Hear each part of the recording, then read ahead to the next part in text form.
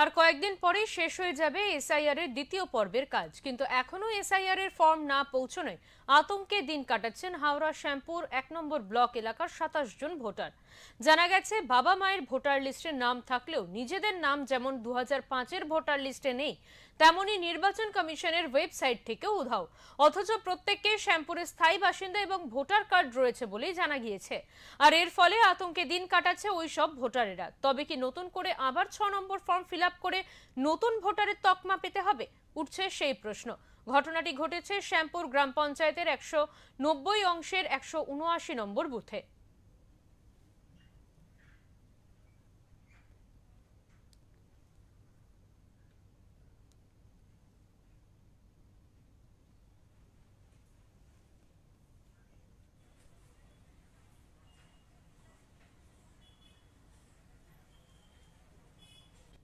তো আমি যখন আমাদের বিএলও বললেন যে ফর্মটা আপনার লিস্টে আপনার নামটা নেই, তো তারপরে ওনার কাছে গেছিলাম। উনি বললেন যে আমাকে 10 তারিখের পর যেটা মানে নির্বাচন কমিশনের ওয়েবসাইটেও নেই। না না, নির্বাচন কমিশনের ওয়েবসাইটেও নেই। অথচ আপনি ভোট দিয়েছেন। হ্যাঁ, আমি 2009 সাল থেকে ভোট দিচ্ছি। নির্বাচন কমিশনের ওয়েবসাইটে নেই, 2009 সাল থেকে ভোট দিচ্ছেন, ভোটার লিস্টে নাম নেই। না, এই বছর জানুয়ারিতে নাম ছিল, তারপরে মার্চের পর থেকে আর ওয়েবসাইটে নাম পাওয়া যাচ্ছে না। তাহলে আপনি এসআইআর ফর্মও পাননি? না, এসআইআর ফর্মও পাইনি। এখন কি আতঙ্কিত বোধ করছেন? হ্যাঁ, অবশ্যই। কি হবে এটা? আপনার কতদিন ধরে শ্যামপুরে আছেন? আমি তো জন্ম থেকেই আছি, আমার 7 পুরুষের বাস। আর কি বলবো। এসআইআর হচ্ছে, সে এসআইআর এর একটা ফর্ম মানেই মানুষের একটা আতঙ্ক যে আমার ফর্ম কখন আমি পাবো।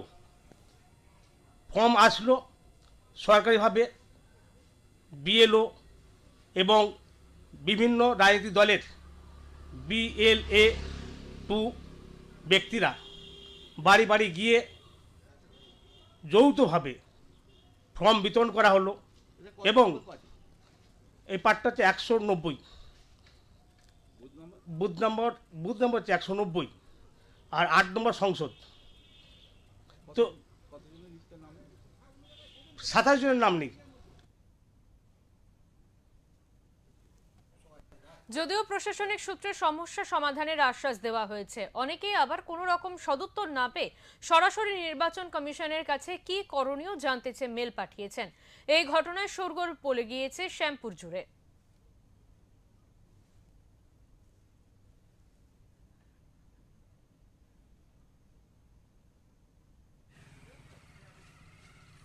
আর কদিন পরেই শেষ হয়ে যাবে এসআইআর ফর্ম জমা দেওয়ার কাজ, কিন্তু এখনো পর্যন্ত এসআইআর ফর্ম হাতেই পেলেন না হাওড়ার শ্যামপুরের একদল ভোটার।